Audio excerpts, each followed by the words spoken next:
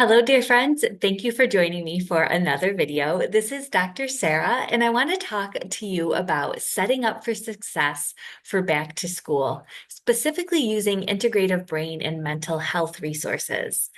If you are in the Northern Hemisphere like me, nature is starting to slowly slip away from the hot summer rays into the cooler autumn breezes. And as summer fades into the fall, routines also are shifting. Children, students, and teachers are getting ready to return back to school if they haven't already.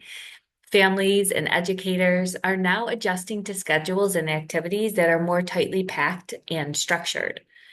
So this season can be exciting, but it can also be especially challenging, especially with the rise in mental health disorders for adults as well as children, and for the kids that are more neurodivergent or have behavioral issues. In recent years, back to school stress has been even heightened more by global world events and technology that has been accelerating.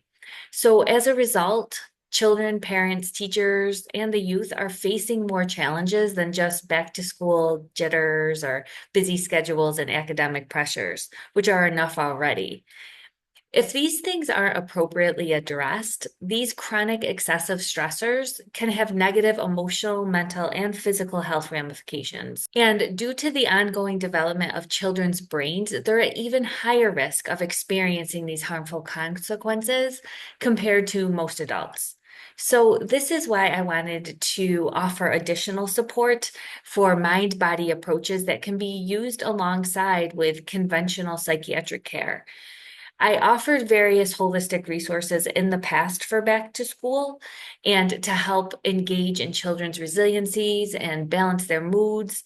And I will put a link to that actual video blog as well in this accompanying article. You'll find there the latest statistics on youth and mental health, some naturopathic mind body techniques for calming the brain, a summary of my integrative mental health resource guide that can be used at any time, and a podcast interview on the connection between the gut and mental health with a holistic pediatrician. What I've done here now is, and what I want to share with you are some updated resources to add to that with some additional tools and strategies from some of my more recent articles and some outside resources that I found and compiled for you all. So what we're going to go over in this video is some safe application tips for essential oils in pediatric populations. There's a resource for that. Discuss what psychoaromatherapy is, using 5 essential oils to alleviate stress, nutritional strategies to enhance brain health and cognition, and using essential oils to support detoxification and aid in mental health for both adults and children in environments with chemical exposures. Some essential oil DIY blends to help with back to school, and then some curated resources for parents and youth to facilitate a smooth transition back to school to promote mental well-being. All of the references and resources and links to studies, again, will be accompanied in the accompanied post. And it's my hope that these tools can assist you and your children in empowering action to support you through navigating the changes and upheaval that are just so common in today's world. So let's get started. I'm just going to highlight some of these resources so you get a summary. And then if you want to go into more detail, you can go to the post and find the accompanying video blog or article and dive deeper. So one of the things to highlight is we know that I always talk about essential oils if you've been on this channel for more than 5 minutes. They're one of my favorite tools to support mind, body, spirit balance. But it's also important when we're using anything that has power to change our mind and our body that we use them with mindfulness and with integrity. So we want to consider safe use of them, the quality of the essential oil, and the dosage. And for younger kids, this is especially important. Again, they're developing, so we want to be very mindful of what they're consuming and at what dosage so that it can be helpful, not harmful. I had a whole podcast with Dr. Alyssa Song on the essential oil revolution, and she goes over dosages and what essential oils to use with kids and how to apply them using specific points of acupressure points as well. And she also goes into vagal tone and other things that we can do to help our kiddos to be less stressed during any time of year and especially back to school. The second resource I have is a more recent video of psychoaromatherapy, which is using essential oils for mind, body health, and better mental health and stress support. And there I also go over some additional statistics of mental health in America and how essential oils can aid brain health and balance emotions. I go through the actual mechanisms. And then there's an additional podcast on psychoaromatherapy with world-renowned aromatherapist Jade Schutz that you can listen to. And she goes over specific oils and how to use them for mental health and what can be calming to the brain. The third resource is again from another updated video post that I did for all of you on eating for your brain, foods that can help with better brain power, cognition, and mood. We know from the science of nutrigenomics and epidemiological research how diet can enhance physical, cognitive, and brain health. So what I did in this video post is expand on how nutrients can affect brain function, and then I provided a list of some foods in the foundational categories that our brain needs for metabolic brain health to be optimized. These nutrients have also been associated not just with metabolic brain health, but with managing stress, anxiety, depression, and various other mental health issues, because the metabolism and the nutrition of our brain will help our mood and mental health. So if you want a review on how nutrition supports the brain, what environmental exposures to avoid for better brain health, which nutrients are the fundamental building blocks that support brain function, foods in those top categories. So just as an overview, those would be antioxidants, probiotics, fiber, lean protein, vitamins and minerals, and omega-3 fatty acids. If you want a list of those and discussing the link between mood and food, that's the video that you would want to kind of go and dive into more detail for.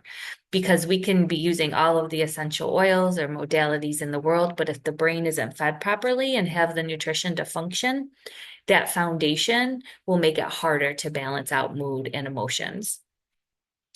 I also have a post that I did on saratoga.com, and I did a little highlight of that post for how to use aromatherapy to specifically support mental relaxation.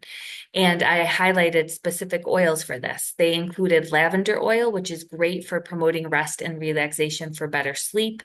It's also been used in clinical trials in Europe to relieve anxiety. Clary sage is a great oil to support hormonal shifts that can affect mood dips and can trump focus and productivity. Bergamot oil is wonderful for relieving stress and anxiety in general, and when someone's stressed and anxious, this can keep them distracted and mentally foggy during work or school. So that's an oil that's great for that. Frankincense oil can be very grounding for people that might be in their head a lot, and it has soothing benefits that bring in the power of nature indoors, and that can be calming to help after a day of unrelenting stress. Citrus oils are always great if they're feeling a little bit low in energy or mood. They're very uplifting, and they can enhance intention and focus for homework or work projects. I also have another recent video post that I put in this research because it talks about how essential oils can enhance detoxification and support mental health by their very characteristics. And I think this is important because many of us are being exposed to a lot of chemicals that in areas where we don't live or have control over, we can't really do much about. So using essential oils can be a way to empower us with natural ways that we can support our brain health at the same time and allow our body to be aided in detoxification. So that video will go through different essential oils and how they specifically help us and protect us against all of the chemicals we are up against. And by helping us aid those different chemicals and deal with them, our body will and mind will be more resilient, and it will help balance out our nervous system, because when we're inflamed from these chemicals, it can really cause havoc in our neurotransmitters and different hormonal milieu. I also updated it with some resources, not from me, but their Loving Essential Oils had a great post on 5 essential oil recipe blends for kids that could help them with focus, worries, sleep, to remain calm and clear, and to help also with dreaming at night with a diffuser. So she has inhalers and she has diffusers. Inhalers are a great way to have personal use without bothering other people who might be a little bit more sensitive to scents. Whereas diffusing, you could use in your home, and that can help you there in that avenue as well. And then finally, I have a bunch of different articles and posts and resources on back to school transitions by ages and stages for parents, how to, there's several back to school mental health resource guides and checklists, and even specific blogs on ADHD and helping tips for kids back to school with ADHD or dealing with a neurodivergent child. So all of those links will also be in the video description. So in summary, back to school can be a trying time for both youth and adults, especially in our modern world. And the stress is being amplified by recent world events. So we know that we need to manage this so that these chronic excessive stressors won't cause more mental and physical health ramifications. And we know that kids are especially vulnerable to this because they are developing. So I've offered some supportive mind-body approaches that can be used along with conventional psychiatric care to aid in the transition from this summer to fall. And we can incorporate essential oils, foods that fuel the brain, access integrative resources for mental health, so that whether you're a parent, whether you're a kid, whether you're a teacher, whether you're just someone who loves a kid or a youth that's in school, all of these tools will be helpful to everyone.